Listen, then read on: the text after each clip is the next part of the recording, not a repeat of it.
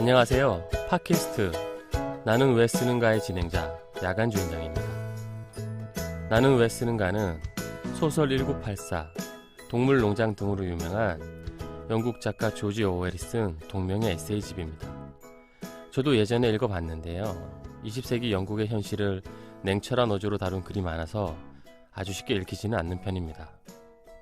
난이도를 상중하로 평가해 본다면 개인적으로는 중정도라고 생각합니다. 그럼에도 불구하고 팟캐스트 제목을 나는 왜 쓰는가로 정한 것은 이 문장 자체가 저에게는 깊은 울림과 긴 여운을 남기기 때문입니다. 저는 이 코너를 통해서 글 쓰는 삶에 대한 이야기를 여러분들과 나누고 싶은데요. 좋은 글이란 무엇인지 함께 생각해보고 제가 추천하는 좋은 글을 여러분들과 함께 읽어보려고도 합니다. 시야를 좀 더 넓혀보면 더 많은 이야기를 할 수 있을 것 같은데요.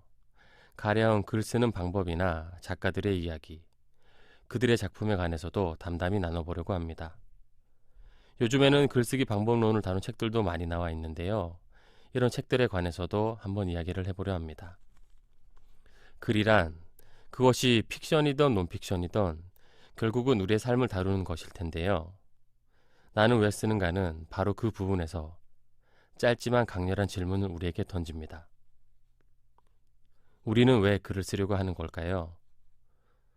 여러분은 누군가 서울대 의대를 졸업하고 대학에서 교수라는 사람은 어떻게 생각할까요? 일반적으로는 성공한 인생이라고 부를만 할 텐데 그런 사람에게도 도저히 어쩌지 못하는 콤플렉스가 있다고 하면 쉽게 믿을 수 있을까요? 바로 기생충 박사로 유명한 단국대학교 서민 교수 이야기입니다. 서민 교수는 최근 몇 년 사이에 아주 핫한 칼럼니스트인데요.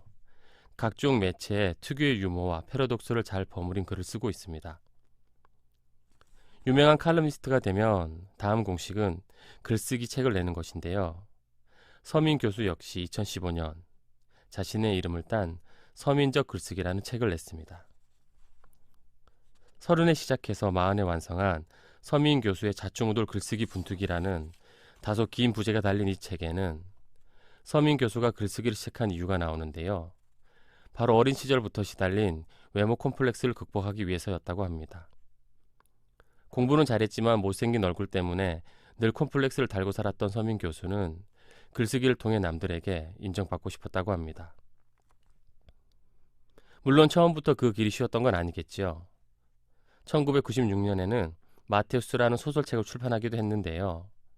나중에는 본인이 돈을 들여서 사들일 정도로 졸작이라고 합니다. 이런 웃지 못할 일하는 장강명 작가에게도 있는데요. 그는 동아일보 현직 기자일 때 한겨레 문학상을 수상하면서 큰 화제가 된 바 있습니다.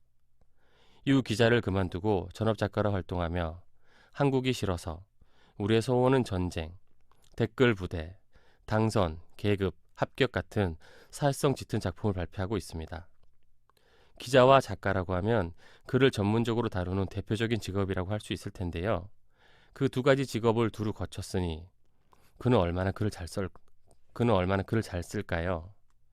하지만 장 작가도 대학생 시절 클론 프로젝트라는 SF 소설을 출판한 적이 있습니다.